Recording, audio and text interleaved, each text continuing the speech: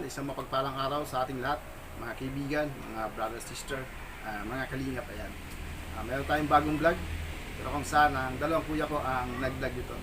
Kasi noong mga araw na yun, tayo ay pumunta sa S Avenue.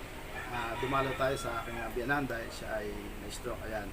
Kaya yung dalawang kuya ko ang nagatid ng ating munting ayuda na galing sa ating kaibigan na si Ate B ng Israel. Ayan, maraming salamat Ate B. At meron tayong taong napatidan ng tulong na mula sa iyo. Bali ang nag-vlog nito ay yung kuya kong si Vicente T na isang born again Christian, at saka yung aking isang kuya na si Antonio T na isang lay minister. Mayroon po siyang channel na Kawang Gawang Pinoy. At yung kay Vicente T naman, biyaya ako, biyaya mo. Ayan. Inilapit po sa atin ng kuya ko ni Vicente T yung pong si Eduardo Obligacion at yung kanyang pamilya na kung pwede raw bigyan natin ng konting tulong. Ngayon, nung time pong yan ay tayo nga po iaalis, kaya sila pong dalawa ang nagsadya sa lugar na yan. Na kung saan po hindi nila inabutan yung sadya nila si Eduardo dahil pumunta po dun sa sa kanyang dating amo at nagpaalam na hindi muna daw makapagtatrabaho dahil sa kanyang kalagayan na yan. Makikita kasi natin dito yung kanyang asawa na interview nila dito. Mga bata pa sila, yung asawa niya si Renalyn ay 24 years old, at si Eduardo Obligacion ay 28 years old yata, at meron silang dalawang anak. Ayan. Ito po medyo may kasilangan po yung kanyang karamdaman. Kasi po si Eduardo kapangalan pa natin mga kaibigan. Meron po siyang sakit sa balat. Yun, yung sakit po daw ay parang psoriasis pa yan o sangayon sa kanyang asawa. At kung ang tatanungin naman daw tungkol sa yung bang sabi natin mga manggagamot, mga albularyo ay hula. Ngayon po nung pumunta yung dalawang kuya ko ay ang inabutan nga yung kanyang asawa na si Ryan. Dahil si Eduardo ay nagpaalam sa kanyang amo na hindi pa rin niya kayang magtrabaho. Ito pong si Eduardo ay medyo talagang nahihirapan sa kanyang karamdaman talaga. Kumbaga siya ay nagsasuffer. Ngayon po hindi malaman ng kanyang asawa ni Renalyn ko anong gagawin kasi sa hirap po ng buhay. At tumawag po siya sa kanyang lola na sabi tulungan sila. Ang sabi ng lola niya, wala akong may tutulong sa inyo. Ang gawin na lang nyo, pumunta kayo sa sa Jesus Miracle Crusade International Ministry Church. Ayan po sa lugar po ng Pililla, Rizal. Na kung saan po ay tumawag po to si Renalyn doon sa sa isa pong pastor. Yan po sa yan nga po sa Jesus Miracle Crusade International Ministry Church. Ayan po. At sila po ay sinundo ng mga born again para po dalhin doon sa kanilang church. Kasi si Eduardo po hindi na po halos yung makakilos dahil nga po sa mga sugat sa kanyang katawan na nalalapnos po. Ngayon, nung nagdala po doon sa lugar, doon po sa doon sa church, kanila pong automatic, kanila pong binautisman si Eduardo. At matapos po bautisman si Eduardo, siya po nakaramdam ng konting ginhawa sa kanyang katawan. At makikita natin na doon si Eduardo ay nagawa na po niyang lumakad dahil po sa awa ng Diyos, konting ginhawa sa kanyang katawan. At nagawa niya pong lumakad. Simula po nung mabautismo si Eduardo at hanggang sa ngayon ay ating ang balita po ay nakakalakad na po siya kahit papano. Nakakapunta na po siya sa gusto niyang puntahan, hindi na po katulad ng dati. Kaya yung pong interview ng aking mga kapatid dyan, ng aking mga kuya, ay yung kanyang asawa ang nandyan, wala po si Eduardo. Pero meron po tayo ditong video na ibinigay ng aking kuya na kuha po doon sa simbahan nyo nung araw po na si Eduardo. Kuha po doon sa simbahan nung araw po si Eduardo ay nabautismuhan. Ayan, na naglalakad siya dyan. Medyo may kasilangan po ang video nito. Siya po yan lumalakad dyan na nakubad. At makikita po natin yung sugat po ng kanyang mga balat po sa kanyang likod. Makikita natin sa isang bahagi ng braso natatanggal po yung balat. Yan po yung sitwasyon ni Eduardo. Pero balita ko sa kuya ko dahil galing sila doon, medyo okay na siya sa yung kanyang mga balat. Medyo gumagaling na po. Pero siyempre po nangangailangan pa rin po siya kahit paano ng siyempre sabihin natin check up o gamot na dapat gamitin para tuluyang gumaling yung kanyang mga sugat sa kanyang mga buong katawan. Sana po ay yung mga nais po sana tumulong sa kanya, pwede niyo po sa akin makipag-ugnayan po at para bigay po natin sa kanya anumang tulong na gusto nyo. Sangayon po sa aking mga kuya, yung aking dalawang kuya na nag-vlog sa kanila, Yung pong asawa ni Eduardo na si Renalyn ay gusto na lang po sanang umuwi sa probinsya nila sa Baguio City at doon po siya maghanap buhay. Parang kailangan na lang po niya ay pumasahe para makauwi po siya ng kanyang pamilya, ng kanyang mga anak. Sa inyo po kung ano pong tulong na gusto nyo ibigay o parating sa pamilya o kay Eduardo po, kasi si Eduardo po talaga siya po yung talagang nagsasuffer sa kanyang karamdaman sa mga na kung saan siyempre na siya yung padre ng pamilya na dapat na nagtatrabaho para itaguyod ng kanyang pamilya. Kaya sana po yung mga may magandang puso na nais po mag-share ng yung blessing, ayan, nasa inyo po kung ano pong tulong ang nais yung ibigay sa kanila. Pero sana po itong pong video to suyo po ko sa lahat na makakapanood. Kung pwede po paki-like and share para marami pong makapanood ng video to, para may mga tao pa pong makatulong sa sitwasyon ni Eduardo, para tuluyan na po siyang gumaling at makapaghanap buhay po para sa kanyang pamilya. Ayan, atin pong tunghayan yung ating video na nandito, na kasama natin yung video kuha sa chapel ng Jesus Miracle, ano ba ito? Jesus Miracle Crusade International Ministry Church. Ayan, makikita po natin doon yung video nyo, dahil nandun po din mismo yung kuya ko na nag-vlog dito ng personal ng mga araw na yan. Ayan, maraming pong salamat sa inyo at sana po matulungan natin sila sila. Panoorin po natin yung video nito. Maraming salamat at God bless.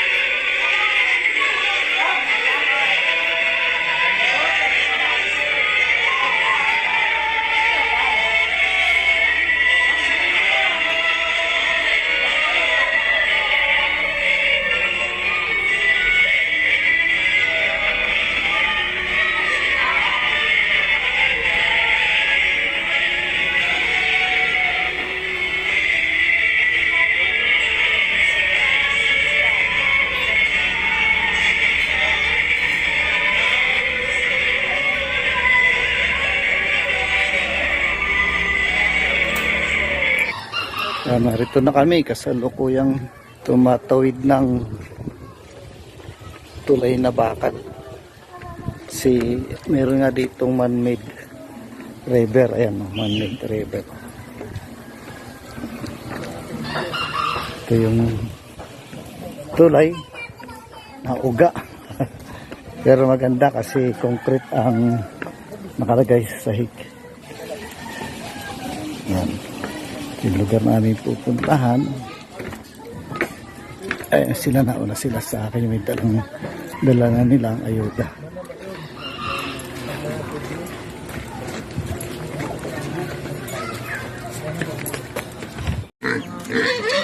Ito po yung lugar nila. Ayan. Ito rin po yung bahay nila na inuuwian ng mag-asawa na ating pinuntahan dito. Tagpaalam po muna ako na papasukin natin. Papasok ako ha? Isang mapagpalang gabi, hapon sa atin, ano. Ayan. Diyan na kayo mismo nahihiga sa simento. Ito na yung mismong kwan. Saan kayo nagsasaing? Sa labas. Ito yung kanilang dingding. Puro po yero na to, na butas-butas ang yero. Tingnan nyo po, puro butas po ito. Yan. Ito po yung lagayan nila ng damit. Ito po yung lagayan nila naman ng madilim po madilim. Wala ba kayong ilaw? Ng plato. Yan. Ito po yung lagayan nila ng plato. Sila nagluluto. Ayan, ang kaldero nila. Ayan. Biga. Ito na po yung kanilang lagay ng damit. Yan po ang dingding ng bahay nila yan. Baka may gusto sa inyong tumulong na matulungan na ayusin ang kanilang bahay. Ito po yung yerong sabi nga butas-butas na tinutuluyan ng mag-asawa. At may dalawa silang anak. Dito na po rin natutulog sa semento. Lupa. Nilagyan lang ng linoleum. At nahiga sila sa pub na luma na po ito. Kaya kung sino man po may ginito ang puso sa inyo na makakatulong sa pamilyang ito, kontakin nyo lang po si Kalingap Edward. At makakarating po ang inyong tulong sa pamilyang ito na ating inayudahan sa hapong ito. At kami nagpapasalamat kay Manang Binang Israel na ginamit niya si Kalingap Edward, at kami naman ay napag-utusan upang ihatid ang ayuda sa dakong lugar na ito. Isang mapagpalang hapon sa atin lahat dito, ngayon hapon na kasi, almost 4 na. Ano nga palang pangalan mo? Ako po si Realin Kutinala po, na pinakasama po ni Eduardo Obligacion po. Siya yung asawa, siya yung wala ngayon dito. Wala po siya kasi po nagpaalam po siya dun sa dati niya pong pinagtatrabahuhan na hindi pa po siya makakapagtrabaho po kasi hindi pa nga po kaya ng trabaho. Anong naging sakit nung mister nyo? Sabi po ng science is epidermal necrolysis po yata. Para po siyang nahawig din sa psoriasis po. Ngayon, anong... Ano naman po, sa manggagamot is sabi po is nakulang po siya. Sa loob po ng 3 years is pabalik-balik po siya. May time po na minsan makakatrabaho po siya ng 2 weeks or 1 month. Pag nakapagtrabaho po siya is biglaan na lang pong bumabalik. Ano yung regular na income nyo rito sa lugar na to? Wala po, nagko-construction lang siya. Ikaw, ano ang kwan? Nung maliit pa po yung anak po namin is napilitan po ako na nung nagumpisa po kasi yun is 4 months lang po yung bunso po namin. Napilitan po ako na alisin po siya sa breastfeed. Binote po namin siya kahit po hindi tama sa edad niya po yung gatas is ginamit po namin sa kanya para makapagtinda po ako. Ginawa ko po, nagtitinda po ako ng balot sa gabi. Sa araw po is inaalaga ko po silang mag-aano. Magkano naman ang kinikita mo sa pagtitinda ng balot? Nung ano po is, minsan kumikita po ako ng 300, 400. Minsan po is wala po. Bawi lang po sa puhunan kasi hindi naman po araw-araw nabili. So ngayon, wala kayong income sa ngayon? Sa ngayon po is wala po kasi nung nakaraan po nakapagtrabaho po siya almost 1 month po siguro. Baon po kami sa utang kaya po yung iba pong mga sahod niya po is minsan doon lang po napupunta, minsan naman po bago siya umalis utang na po kami ng budget namin para po may kainin po kaming mag-iina. Papadala niya po yung sahod niya is pambayad na lang din po ng utang. Ilang taong ka na? 24 po. 24 siya? 28. Ilan ang anak niyo? 2 po. Nag-aaral hindi? Nag-aaral po. Anong grade na? Panganay po namin. Anong grade niya na? Grade 1 na po yung panganay. Sikapin nyo makapagtapos sa mga bata kasi alam mo, sabi nga tayong mga mahirap, ang tanging kayamanan natin ang mga batang makapagtatapos. Sikapin nyo na makapag-aral sila ng mabuti at sabi nga lagi nyong pangalagaan, pangaralan ng natagang ganyan ang buhay. Hindi bali sabi nga tayo ay mahirap, basta wag lang tayo magnanakaw, wag tayo manluluko ng ating kapwa. Yan ang kayamanan natin bilang isang mahirap. Kahit na ganito kalagayan natin, lalakad pa rin tayo na taas ang noo kasi wala tayong nilokong tao, wala tayong dinaya o hindi tayo nagnakaw. Kaya habang bata pa sila, muldihin sa mabuting aral.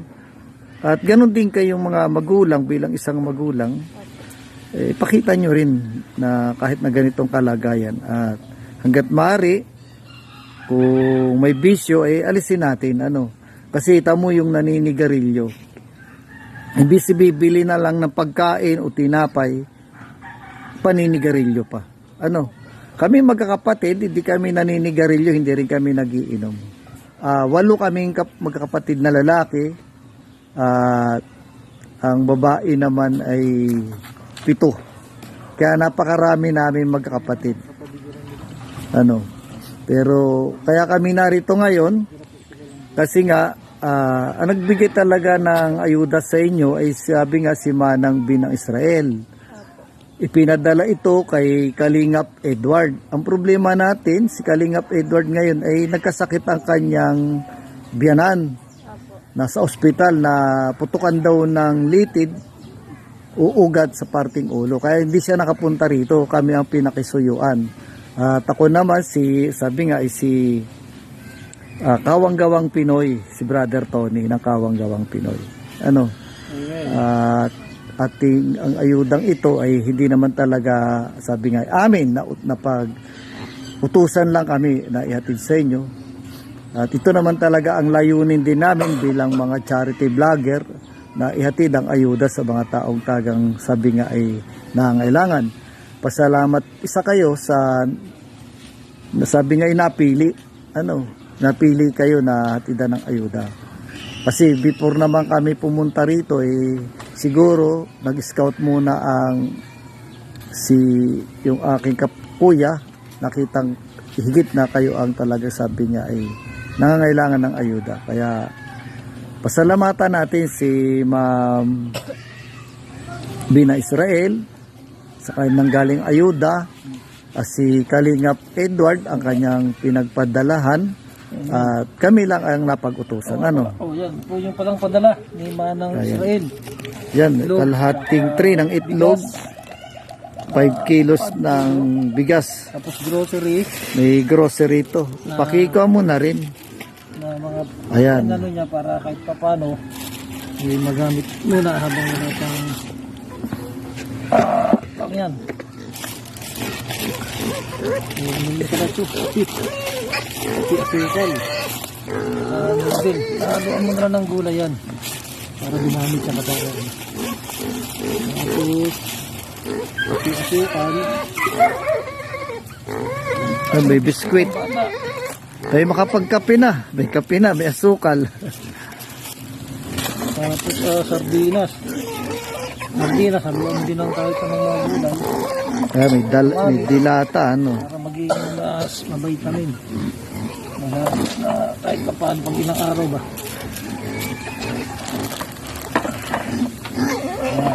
Ayan yung pinabot sa iyo.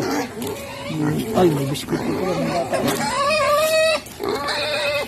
Sige, sister, pasalamatan natin ang nagbigay ng ayudang ito. Papasalamat po ako unang-una po sa Panginoon. Amen. Ginamit ko siya. Amen. Manang di po na Israel po. Maraming salamat po sa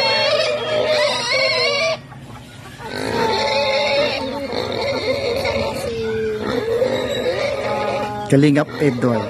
Kalingap Edward po at Amen. sa kapatid po Kawang-Gawang Pinoy.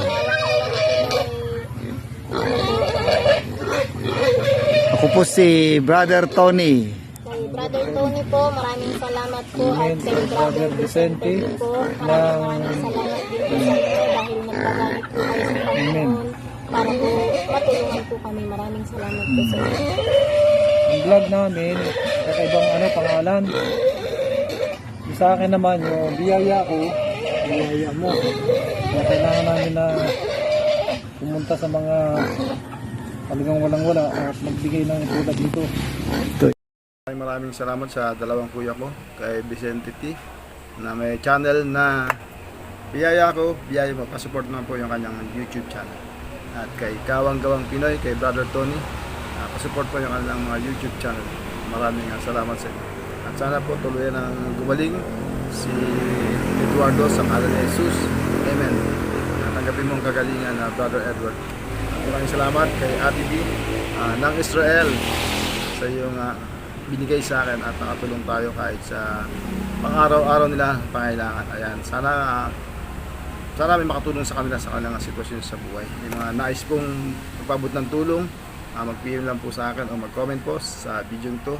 At maraming salamat po sa mga manonood dito. At sana po ay ating paki-like and share po para po marami makapanood at baka sakali po may mga tao tuwing ng Diyos na makatulong sa kanila. Hanggang dito lang, maraming salamat. Bye bye, God bless.